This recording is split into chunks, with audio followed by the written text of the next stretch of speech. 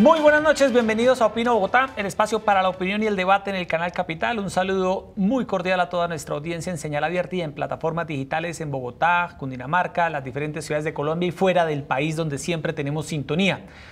Vamos a hacer esta noche un programa para hablar de varios temas de la actualidad política. Vamos a iniciar con uno que amerita mucha atención porque tiene que ver con el nombramiento del ex procurador general Alejandro Ordóñez como embajador de Colombia ante la OEA.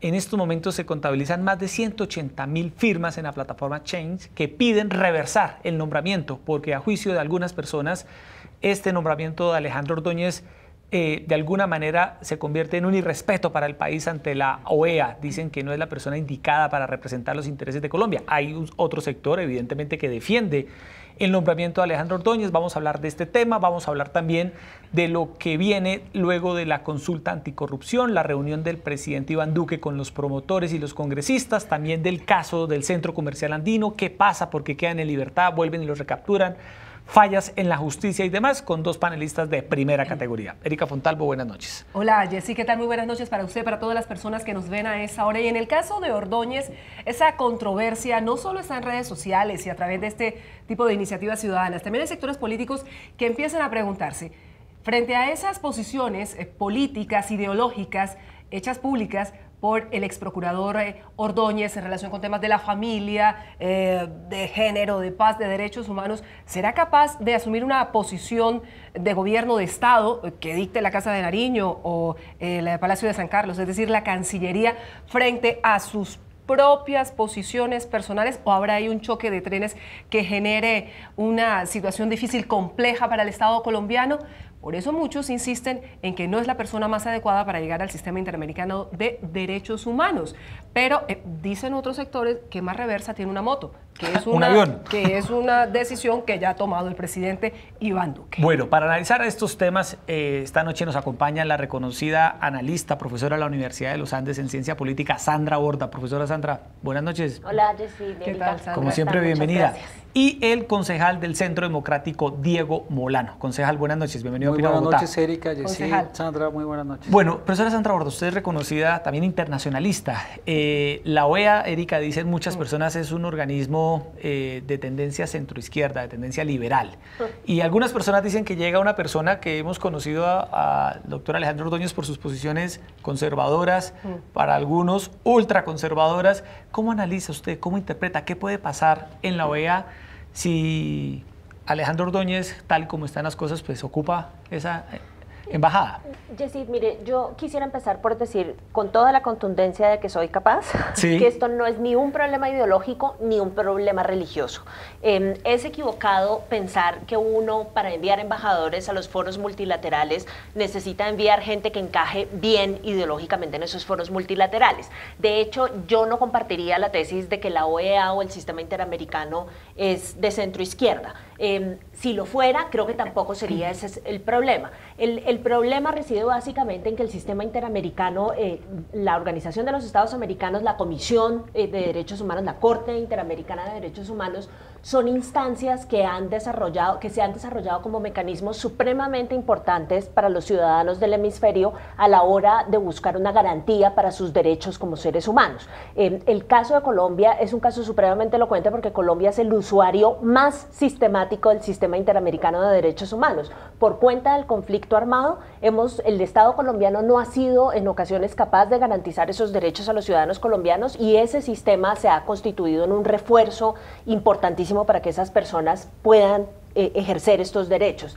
¿Qué es lo que pasa con el procurador Ordóñez? Que en muchas ocasiones ha deslegitimado el sistema interamericano de derechos humanos y ha tenido un discurso contradictorio contra algunos de esos derechos. Lo que uno se imaginaría tendría que ser una persona que crea fundamentalmente en la defensa de esos derechos y que esté dispuesto a contribuir a garantizarlos en una organización multilateral, es en la figura del ex procurador Ordóñez exactamente lo opuesto. Entonces, no solamente no va a ayudar a continuar construyendo el sistema, un sistema que nos beneficia a todos los ciudadanos del hemisferio, sino que adicionalmente va a constituirse en una suerte de obstáculo para nosotros, los colombianos, que somos unos usuarios frecuentes y sistemáticos de ese sistema. ¿Y qué dice el concejal Molano, que es miembro del Centro Democrático? Es cierto que en el interior del partido Hay voces incluso que cuestionan esta designación porque estiman que el señor Ordóñez no es la persona más adecuada para llegar al sistema. Pues yo creo, en primer lugar, que el presidente Duque es un hombre que ha demostrado en la conformación de su gabinete tener criterio, tener carácter y seleccionar a las personas que él considera en ese papel que deben cumplir. Tienen la preparación, tienen el carácter y, por supuesto, defenderán las posiciones de política de Estado que el presidente Duque quiere impulsar. Lo ha demostrado con la elección de un gabinete independiente, joven, técnico, paritario, y que busca dar una señal de que tiene un gobierno que va a estar alineado con las políticas de gobierno.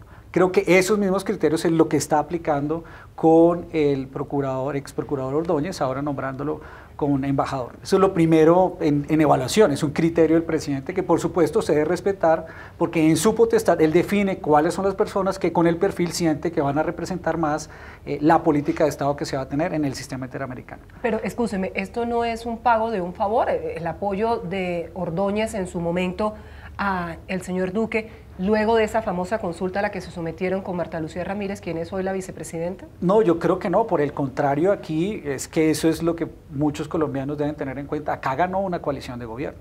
Ganó una coalición de gobierno que estaba conformada por el Centro Democrático, estaba conformada por el Partido Conservador, o una parte del Partido Conservador con Marta Lucía, con el doctor Ordóñez y además con un grupo de cristianos muy importante, y después se sumaron otros partidos. Y tener representación dentro de esa coalición, con algunos acuerdos programáticos que se hicieron, pues es válido, y el presidente Duque ha considerado que precisamente el doctor Ordóñez puede cumplir con esa característica. Pero tal vez si me dejas dos temas que son esenciales en el tema de la Organización de Estados Americanos.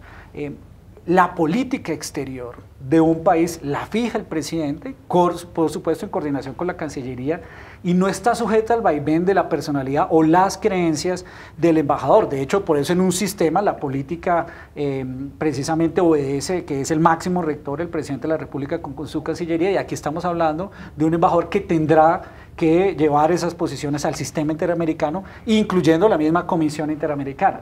Pero tal vez el debate más importante en los próximos años en el sistema interamericano es lo que va a suceder con Venezuela.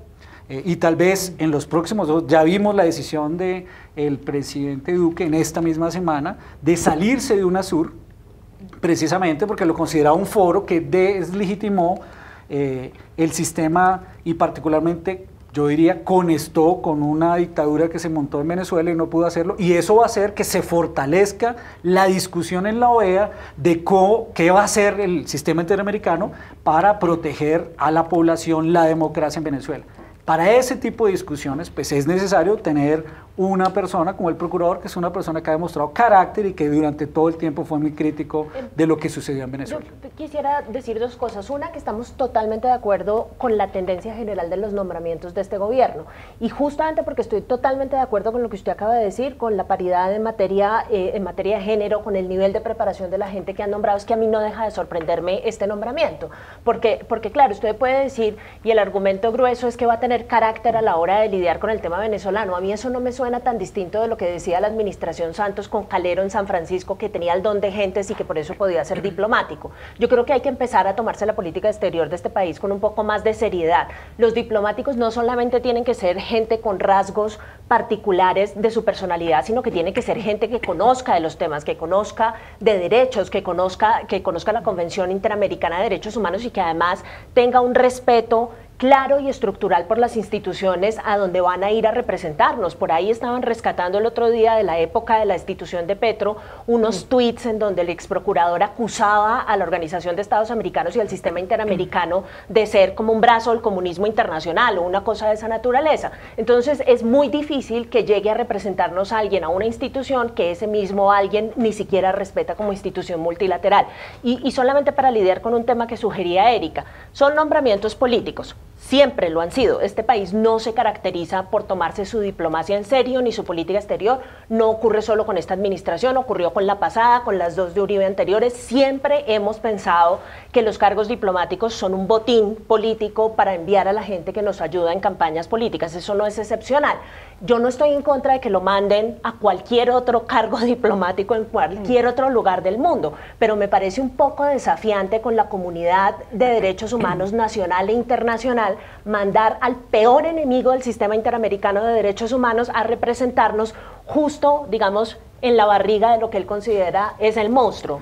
Eso me parece muy difícil. Yo de alguna forma replicaría esa posición, Sandra, por lo siguiente. Él fue procurador durante 8 años, de hecho estuvo en 2 periodos.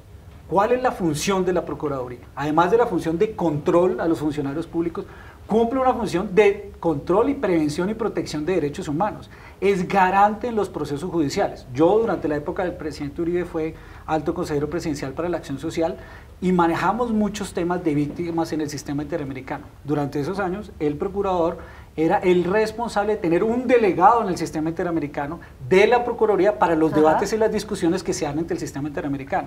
Entonces no se puede afirmar hoy que es un absoluto desconocido del tema de derechos humanos o que no estuvo en su protección, así sus decisiones hubieran sido controversiales. En el caso de la destitución de Gustavo Petro, él mismo como procurador fue a parar al sistema interamericano de derechos humanos por intentar violentar los derechos políticos de una persona en particular. Eso es lo que iba a preguntar, Erika, porque hay una duda sobre si Alejandro Ordóñez, como embajador ante la OEA, defendiendo los intereses de Colombia, en el caso de Petro, que está siendo estudiado por la Corte Interamericana, ¿se tendría que declarar impedido? ¿Habría allí algún conflicto de intereses? Recordemos que la CIDH profirió medidas cautelares en el caso de Petro por la famosa destitución, se acordarán ustedes, proferida por el tema de las basuras en Bogotá. Y hasta donde yo tengo entendido, ese caso se quedó en la comisión que otorgó las medidas cautelares, pero no se va a la Corte. Entonces, estrictamente hablando, el problema no es legal, no es que no vaya a poder ejercer. Yo no creo que haya conflicto legal. Para mí el problema es más grave, es un problema político y es un problema ético. Estamos mandando a una persona que no cree en el sistema de derechos humanos y que lo considera ideologizado, inútil y sesgado, a que represente al gobierno colombiano en ese mismo sistema. Es casi como darle una cachetada al sistema interamericano de derechos humanos. Contra el Estado colombiano, que es a lo que se dedican. Yo no diría, uno no podría afirmar tan tajantemente que el procurador Ordóñez no crea en el sistema de derechos humanos. No, no lo afirmo yo, lo dice él mismo en sus tweets, ahí están registrados. Que unas decisiones sean cuestionadas es diferente a que no crea el sistema. No, él no habla de las decisiones, concejal, habla del sistema interamericano como un brazo de la izquierda internacional. En unas decisiones, pero de hecho la Procuraduría en el desarrollo del ejercicio de sus funciones en esos años tenía y estaba obligado y tuvo que trabajar en muchas discusiones de varios temas del sistema interamericano con representación de la Procuraduría, a las cuales obedeció o inclusive muchas veces, debido a esos fallos, los hizo aplicar o los referenció en diferentes sentencias. Caso, por ejemplo, el tema de desplazados y de víctimas en Colombia. Caso, el tema que se presentó cuando se discutieron temas con los militares en Colombia. Y la Procuraduría estuvo presente, regido por muchos temas que rigen a Colombia, que es la Comisión Interamericana. Que hubiera criticado unos fallos, no significa que esté en contra del sistema interamericano. Uno no puede pensar que cada vez que un organismo internacional decide a favor de uno, entonces le gusta, y cuando decide en contra, entonces no le gusta, y después aspirar a ser el representante del gobierno colombiano frente a ese mismo organismo. Eso es una cuestión de principio. O uno cree en los derechos humanos o uno no cree en los derechos humanos, pero eso no tiene una vía intermedia en la que solamente cree uno, pero déjeme terminar. ¿De dónde sacas tú eso? Lo que hace el sistema interamericano, pero déjeme terminar, No, porque es que esa afirmación déjeme terminar. Usted también le está cualificando los tuits al procurador, es libre interpretación de los tuits. Yo solo hago cada falacia las interpretaciones de eso. Pero es que es una persona que tiene problemas con los derechos que el sistema interamericano está diseñado para defender, tiene problemas con los derechos de las mujeres, tiene problemas con los derechos de la población LGTBI. Entonces, si usted me quiere vender hoy la historia de que el procurador es un ferviente creyente de los derechos de las minorías, me da pena, pero yo tengo muchos problemas creyendo esa versión. No, yo lo que te quiero decir hoy es que el hecho de que a un sector de la población colombiana no le guste las posiciones del procurador y ahora lo critique por nombrar, desconoce el hecho que aquí hubo una coalición de gobierno que ganó, que quiere tener una representación y que el presidente decidió que sea la representación. Ese es el argumento de que el que gana puede hacer lo que quiera, con lo que yo estoy de acuerdo, pero nosotros también podemos criticar de la naturaleza del nombramiento. Están en su derecho a criticar, pero tampoco pueden deslegitimar, porque esa es la gran discusión ahora, porque el procurador fue defensor de los derechos humanos y eso es su responsabilidad. No puedes decir ahora que no tiene experiencia en derechos humanos. Pero fue un defensor muy cuestionado. Claro, hay unos temas críticos, inclusive inclusive algunos que yo personalmente no comparto. Lo que no puede ser es que lo deslegitimen porque fue crítico unas decisiones, y mucho más cuando él va a tener que ser allá un defensor y una persona que represente los intereses de una política exterior, pero de una sí política de derechos humanos que va a impulsar el porque presidente ese es el Duque, cuestionamiento que no puede muchos... interpretar él, sino que tiene que representar Claro, la posición del pero país. ese es el cuestionamiento, quisiera... Sandra, sí. y concejal, que muchos sectores le hacen. Si él será capaz, conociendo los antecedentes del señor Ordóñez, si será capaz de defender una política internacional de Colombia que fije el presidente Iván Duque, que fije el canciller Carlos Holmes Trujillo, o si de repente él va a hacer una rueda suelta respondiendo a sus propias posiciones ideológicas y políticas. O la Yo creo otra que si el presidente Duque tomó esa decisión es porque sabe que sí, así será. Claro, o la otra hipótesis es que, al contrario, lo que sea es que, frente a lo que estamos, es que el nombramiento del nuevo embajador Ordóñez responde a una política de Estado y de gobierno que busca deslegitimar la defensa de los derechos en el sistema interamericano de derechos humanos y cuestionarla. Estoy diciendo es una hipótesis, Diego, no estoy afirmando, estoy diciendo es una hipótesis. Estamos evaluando todas las posibles razones por las cuales un gobierno decide nombrar a una persona en el sistema interamericano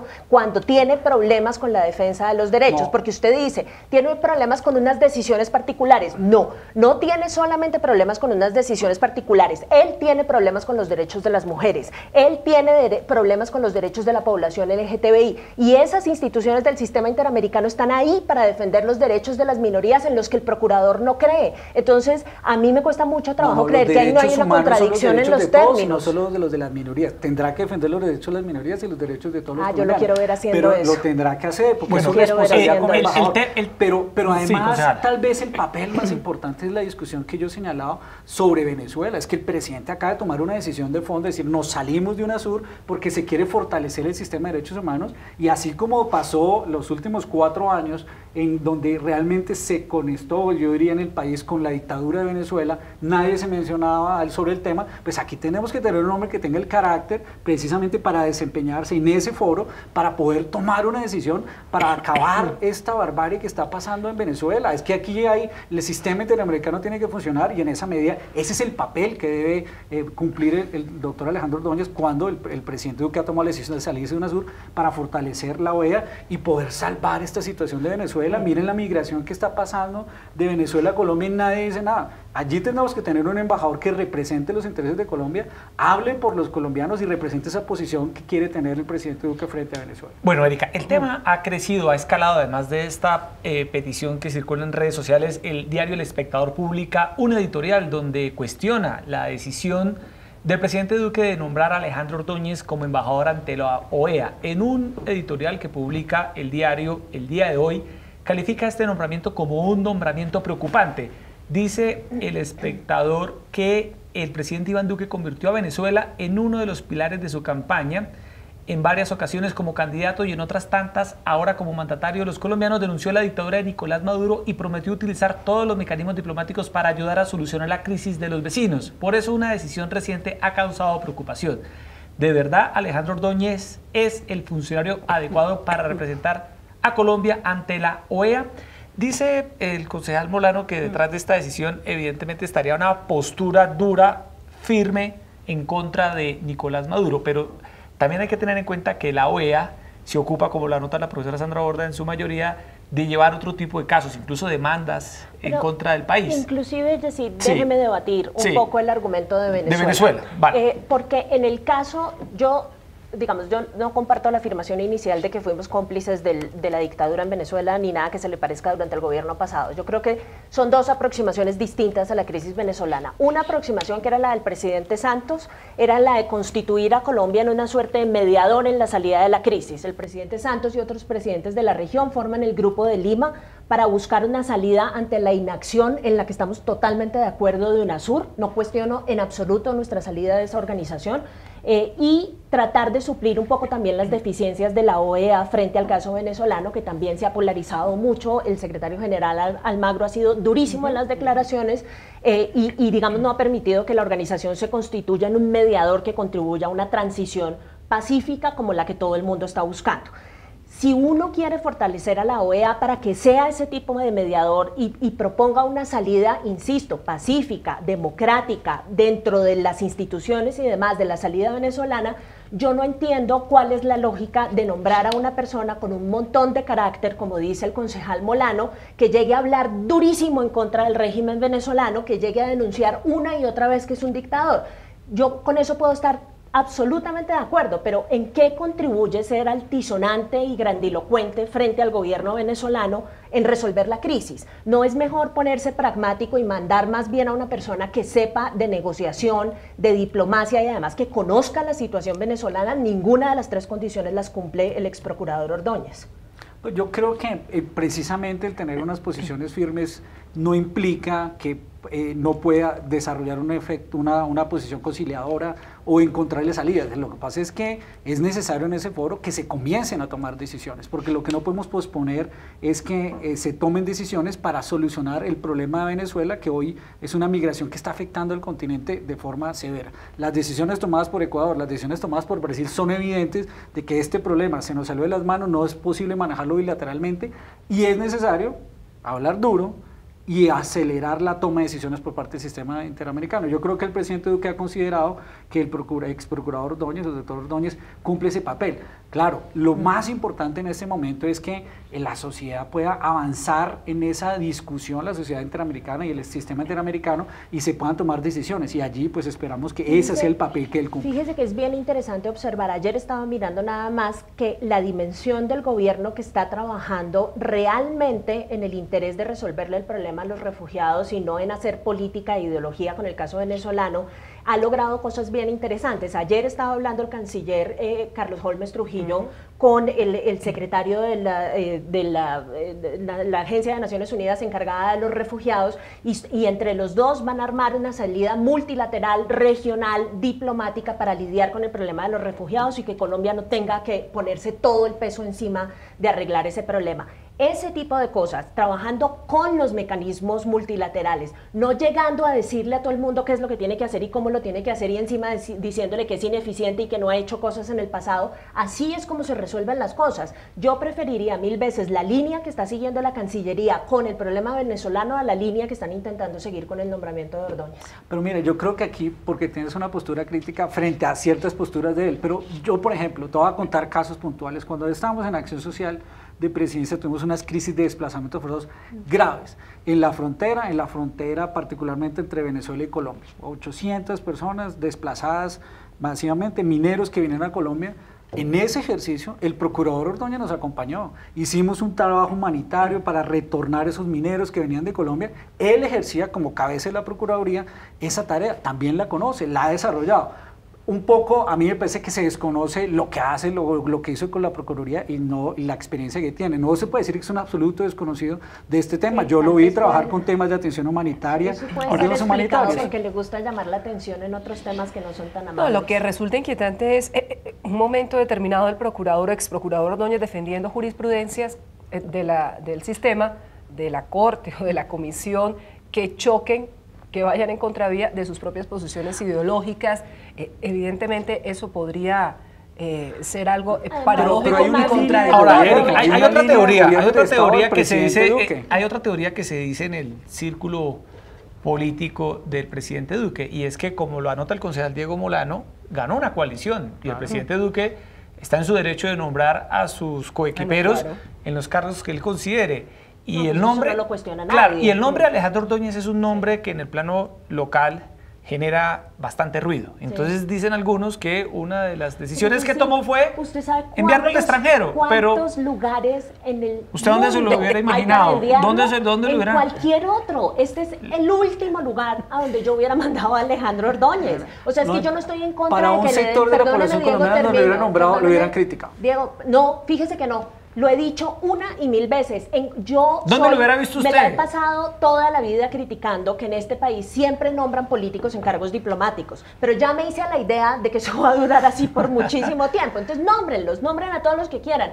Esto es terrible para el ejercicio de la política exterior, es terrible para la carrera diplomática, es terrible para la gente que se la pasa estudiando toda su vida. Sandra, ¿pero usted cómo hubiera resuelto el tema Ordóñez? En cualquier ¿En dónde? En el Vaticano. Ese sería el sitio ideal, claro, y yo creo que él la hubiera pasado mejor. Todo el mundo pensaba. uno pensaba concejal. que iba a terminar allá y no en Washington, Es en que la a mí me OEA. parece que hay un yo tono creo en el desafiante. criterio Hemos, del en la OEA presidente Colombia ha para haberlo nombrado tenido allá en Washington. como embajadores a personas como Humberto de la Calle, César Gaviria, Andrés González. Andrés González, César Gaviria estuvo de secretario general de secretario OEA. general de la OEA. sí. Horacio Serpa. Horacio Serpa estuvo como embajador de Colombia ante la OEA. Bueno, pasemos al segundo tema, que tiene que ver con los resultados de la consulta anticorrupción y la posición del presidente Duque de reunirse esta noche con los promotores de la consulta, con congresistas, presidentes del Congreso, para impulsar como una especie de acuerdo nacional, lo ha dicho él en la locución ese mismo día, para hacer una causa común en contra de la corrupción. También, Erika, hay una impugnación en marcha de las promotoras Claudia López y Angélica Lozano, porque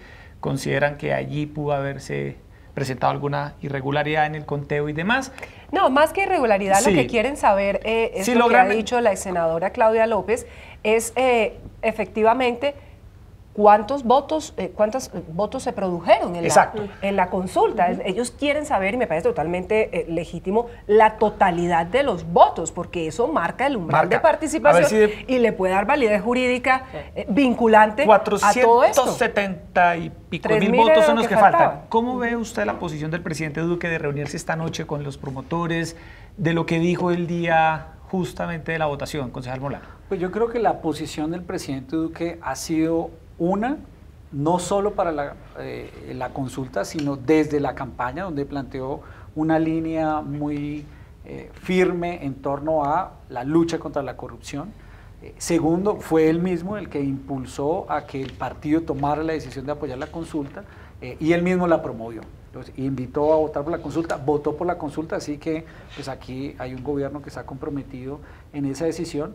Si bien es cierto, la votación no cumplió con el umbral y no logró llegar al número de votos requerido, pues sí, lo que es claro es que aquí hubo una votación muy importante de más de 12 millones,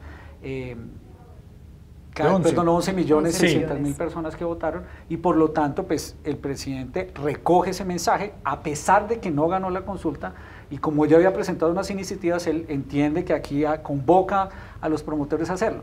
Si bien es cierto, yo voté en la consulta, por ejemplo, y uno sabía que tenía limitaciones técnicas, que yo sentía que también había manipulación política en algunos temas, pero había que mandar esa señal, el presidente recoge esa señal y es muy positivo, pero él ya llevaba una agenda, había presentado las iniciativas, anoche presentó otra iniciativa precisamente relacionada con aquellas empresas, en conjunto con la Procuraduría, aquellas empresas que sobornen, que tengan precisamente la imposibilidad hacia el futuro de contratar con el Estado, y ahora lo que va a recoger es una iniciativa integral, lo cual yo veo positivamente y me parece muy bien que él lidere ese nuevo pacto por en contra de la corrupción que se recoge de ese anhelo popular que sale de la votación de la consulta, a pesar de que no ganó. Pero mire, Sandra, ya en las últimas horas el Centro Democrático, si no estoy mal, la senadora Paola Holguín presentó un proyecto en el que se plantea la congelación de los salarios de los congresistas, que siempre ha sido una iniciativa que ha manejado el Centro Democrático por 4 años, pero es que el mandato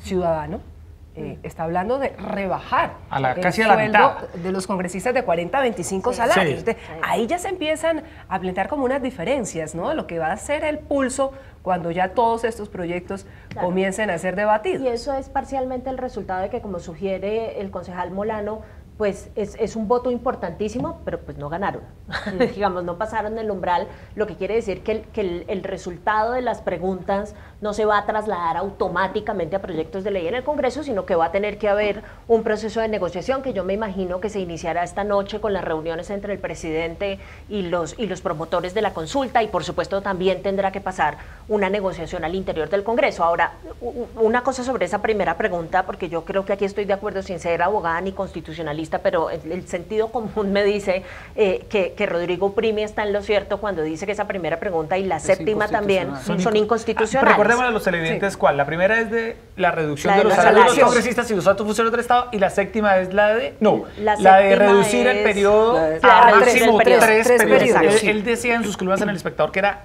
inconstitucional. Sí. Y la lógica ahí, digamos... ¿Usted está de acuerdo? Yo creo que sí, yo creo que sí. No voy a hacer un análisis hiper sofisticado constitucional porque yo soy politóloga, pero la sensación que tengo es que eso sí requeriría de cambios constitucionales y ahí la cosa se vuelve más complicada.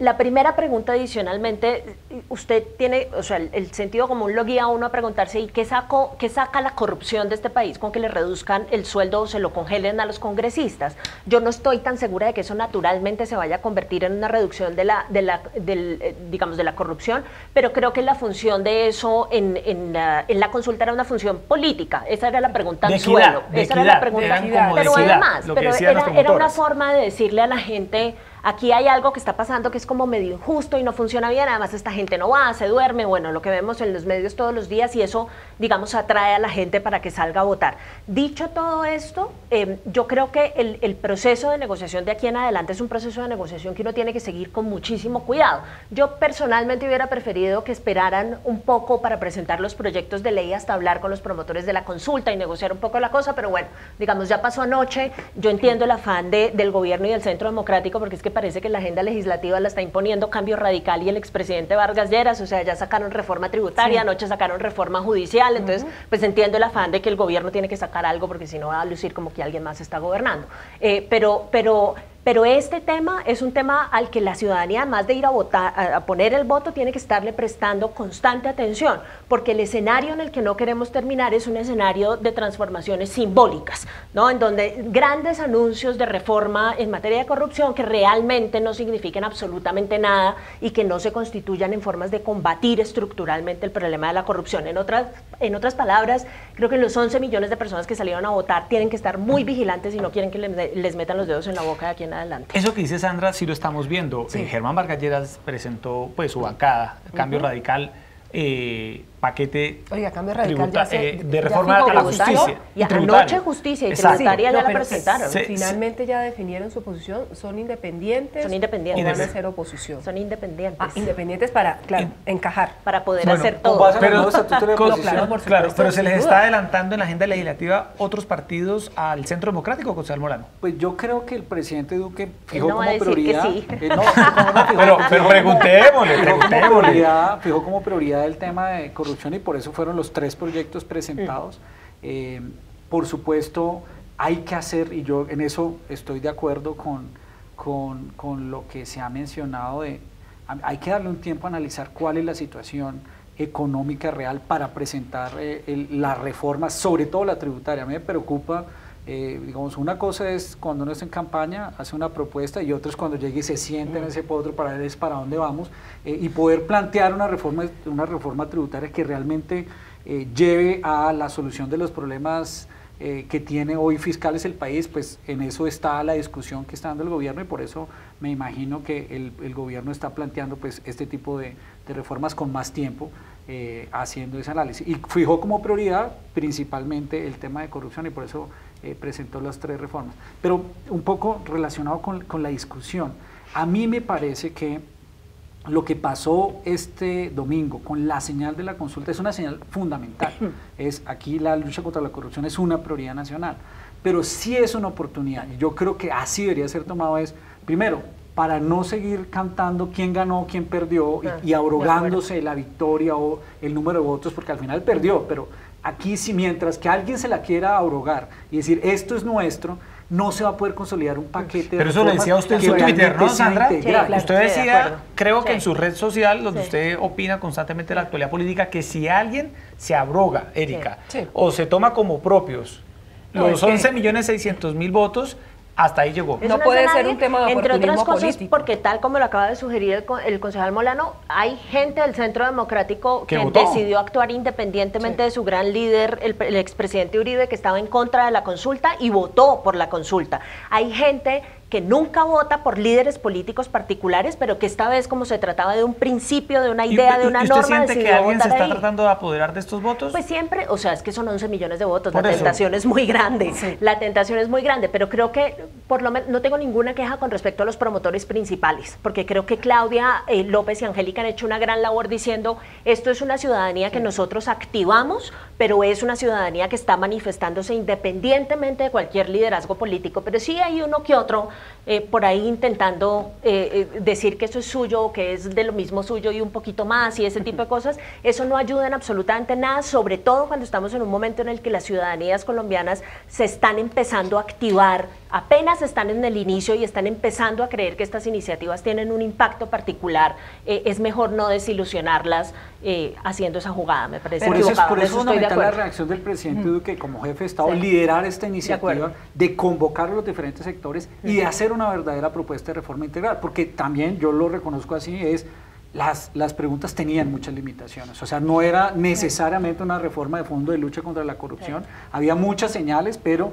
los ciudadanos realmente esperan unas decisiones de fondo y mucho más allá. Cuando uno mira los primeros estudios que se presentaron, inclusive un par de semanas, muy interesante la investigación que hizo la Universidad de Externado, que presentó todo el escenario de corrupción, hay unas propuestas muy interesantes sobre, de fondo, inclusive que van mucho más allá de una legislación fuerte, sino de temas estructurales y culturales que deberían ser abordados en la discusión de la lucha contra la corrupción. Pero, concejal, usted es partidario, tal y como lo planteó la ex senadora Claudia López, de antes de la reforma tributaria, ¿se tiene que aprobar todo el paquete legislativo anticorrupción?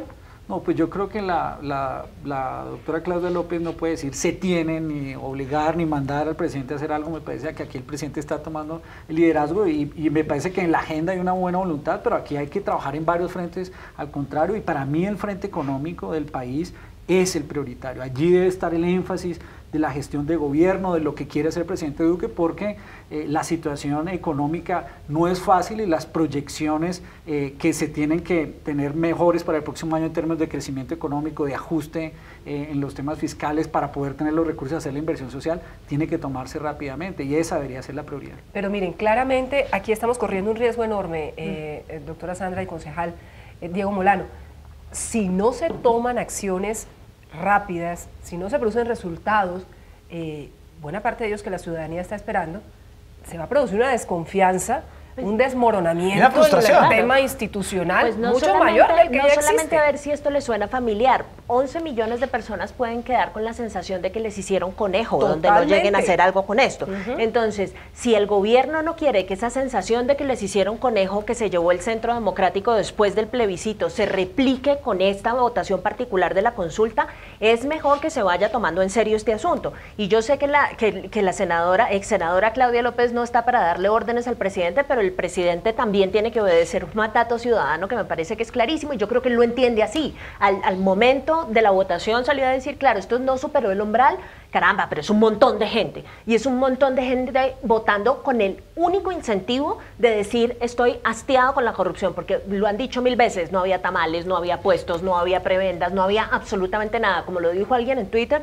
son 11 millones de votos de opinión, cosa que nunca había pasado en este país. Entonces, si yo fuera político y particularmente si fuera presidente, no me las jalaría de independiente a estas alturas del paseo y de yo me mando solo. Creo que en este momento lo que hay que hacer es empezar a armar coaliciones con los sectores políticos, porque donde no se le responda a la ciudadanía en materia de corrupción, después cuando la abstención vuelva y se dispare en las próximas elecciones, nadie tiene derecho a quejarse. Pero me parece, y tú lo dijiste, me parece que hay que manejar muy bien las expectativas de qué tipo de logros se quieren hacer con el tema de esta legislación anticorrupción. Sí.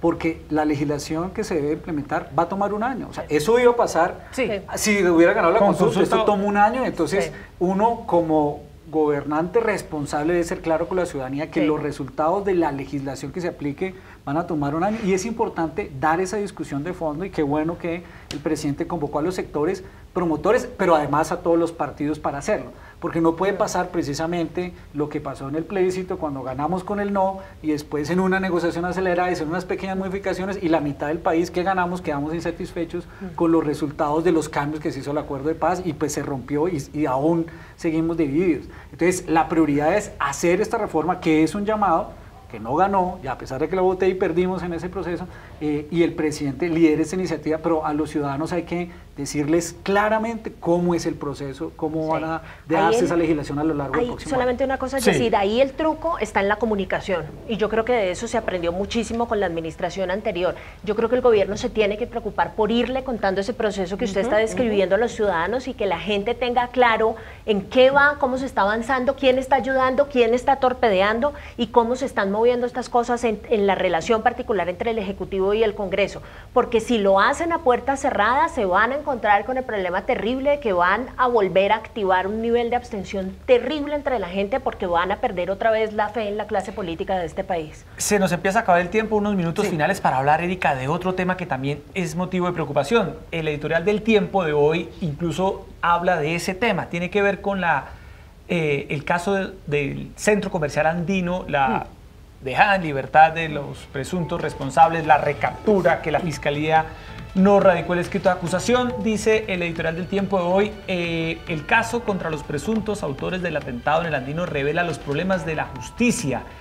¿Qué pasa en ese caso, Erika? ¿Es una evidencia, es una muestra de la clase de justicia que tenemos en Colombia? Más de un año después, la situación jurídica de estas personas no se resuelve. Se había solicitado, fue un circo, Jessy. Exacto, se había solicitado se lo digo sinceramente, una prórroga de la medida de aseguramiento, orden de libertad, luego otra vez lo recapturan. Es curioso ver... esperan en la puerta del centro de reclusión. Hombre, la verdad de un atentado terrorista. Hablando precisamente, concejal Molano y doctora Sandra Borda, de la desconfianza que existe entre los colombianos en sus instituciones, ahí está la mejor demostración de por qué la gente no cree en la justicia. Exacto. Es que mire lo que ha pasado. Esperan que estas personas recobren su libertad, porque los procesos en firme no han iniciado, para volverlos a recapturar por otros procesos. Y la gente dice, bueno, pero entonces, ¿qué es lo que hace la justicia?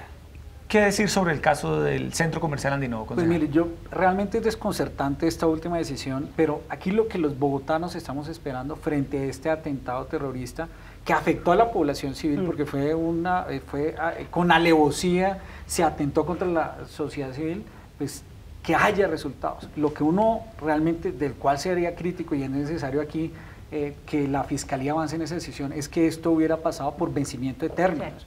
O sea, realmente uno aquí lo que espera es una Fiscalía y una justicia que actúe con efectividad, con prontitud y que se tomen las decisiones necesarias. Por supuesto, esperamos que las más severas desde el punto de vista del castigo que se dé a estos presuntos culpables de este atentado terrorista. Pero lo que la sociedad no entiende es cómo por vencimiento de términos suceden este tipo de cosas con un atentado que realmente afectó en los años recientes. Hace más de un año. Hace más de un año. El Día del Padre del año pasado. Todo el tiempo, pasa todo el tiempo. El mismo editorial lo decía claramente, la diferencia de velocidades de la detención preventiva frente al proceso de juzgamiento siempre genera ese problema, porque la detención preventiva se vence y nunca está listo el proceso. Entonces, ¿cuál es el problema? Que usted no puede tener a la gente encerrada indefinidamente sin definirle su situación judicial en el proceso mismo en el que se encuentra inmersa. Entonces, aquí, por eso es que, digamos, sin que yo sea gran fan de Cambio Radical ni nada que se le parezca, sí me parece que es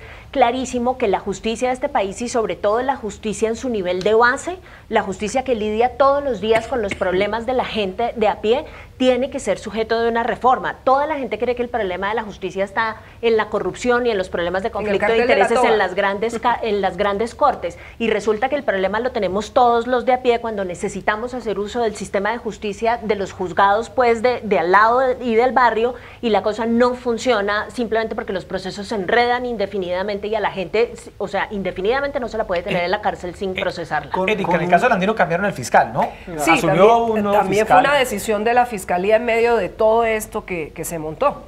Pero además de ratificar la importancia de la reforma a la justicia, por eso la prioridad de la reforma a la justicia, también siento yo que ese principio de legalidad del presidente Duque es seguridad y justicia, pero con un tema esencial. Hay que saber, hay que identificar si este grupo tenía relaciones con el ELN, porque no puede ser que el presidente en este proceso de evaluación, en este atentado, estuvieron vinculado al ELN o no, porque presuntamente estuvo, y luego abramos las negociaciones o no se tenga en cuenta esa consideración, ese factor, es la decisión que va a tomar el presidente. Por eso las nuevas capturas y la legalización de todo eso, pero también es cierto, y se pone uno en los zapatos de las familias de estas personas que no los pueden tener ahí de manera indefinida y sin saber qué va a pasar con ellos, teniendo en cuenta que el tiempo sigue transcurriendo y las personas no se les define su situación Y las Pero aquí lo víctimas más también están importante es que las reclamando, y víctimas, las víctimas que están necesitamos reclamando que se también sepa que se tomen determinación. justicia. Y la verdad y frente la al castigo. justicia. Justicia cuanto antes en el caso del Centro Comercial Andino. Se nos acaba el tiempo. Profesora Sandra Borda, como siempre, un placer. Muchas gracias por estar esta noche con nosotros aquí en Opina Bogotá. Ustedes, mil gracias. Muchas Y gracias. concejal Diego Molano, como siempre, gracias por estar con A nosotros y ustedes buenas muy noches. Gracias por muchas gracias por la acompañarnos. invitación. Bueno, Erika, se nos acabó el tiempo. Sí, señor. A todos ustedes, muchas gracias por estar con nosotros y los esperamos mañana a las 8:30 de la noche para discutir otro tema de interés para Bogotá y el país. Buenas noches. Gracias.